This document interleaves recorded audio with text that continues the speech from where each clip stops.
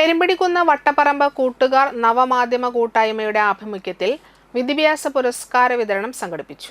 ചാഴൂർ ഗ്രാമപഞ്ചായത്ത് പ്രസിഡന്റ് ഷിലി ജിജിമോൻ വിദ്യാഭ്യാസ പുരസ്കാര വിതരണം ഉദ്ഘാടനം നിർവഹിച്ചു. പ്രസിഡന്റ് ജാബിർ കടവിൽ അധ്യക്ഷത വഹിച്ചു. അന്തിക്കാട് ബ്ലോക്ക് പഞ്ചായത്ത് അംഗം Rincy Nasar, standing committee chairman Sunila, ward മെമ്പർമാരായ T V Pushpa, Abdulla, Kurumbilavu SBHS retired HM Ashalatha teacher, Rahmath teacher, secretary TC Subrahmanian, രക്ഷാധികാരി ശശി കൈതക്കപ്പുഴ, ഗിരിജാവല്ലഭൻ എന്നിവർ സംസാരിച്ചു. എന്തായാലും എല്ലാവർക്കും ആദ്യം തന്നെ ഒരു ആശംസ അറിയിക്കട്ടെ. പിന്നെ മാഷ് പറഞ്ഞത് തന്നെയാണ് കാര്യങ്ങളെല്ലാം. നമ്മൾ പഠിക്കുക എന്ന് പറയുന്നത് കുറേ പേർക്ക് A+ ഉണ്ടാവും, ഫുൾ A+ ഉണ്ടാവും, കുറച്ച് പേർക്ക് കുറവേ ഉണ്ടാവുള്ളൂ, ചിലവർ പാസ്സായിട്ടേ ഉണ്ടാവുള്ളൂ.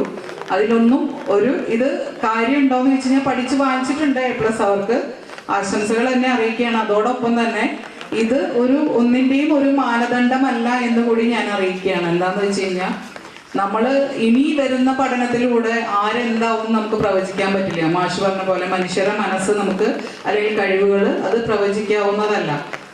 അപ്പോൾ +2 കഴിഞ്ഞ് അല്ലെങ്കിൽ ഡിഗ്രി കഴിഞ്ഞ് അല്ലെങ്കിൽ നിങ്ങൾ ഏതാണോ കോഴ്സ് എടുത്ത് അതിൽ ഏറ്റവും ശോഭിക്കുന്നവർ ചിലപ്പോൾ ഏറ്റവും ടോപ്പിലെത്തും. അത് ചിലപ്പോൾ ഫുൾ A+ വാങ്ങിച്ച കുട്ടി ആയിരിക്കണം എന്നില്ല. അതുകൊണ്ടാണ് ഞാൻ അങ്ങനെ പറഞ്ഞത്. ഇപ്പൊ ഈ ഇടയ്ക്ക് ഞാൻ പേപ്പർ വായിച്ചപ്പോൾ ഞാൻ കണ്ടു ഞാൻ IAS കിട്ടിയ പെൺകുട്ടിയാണ്.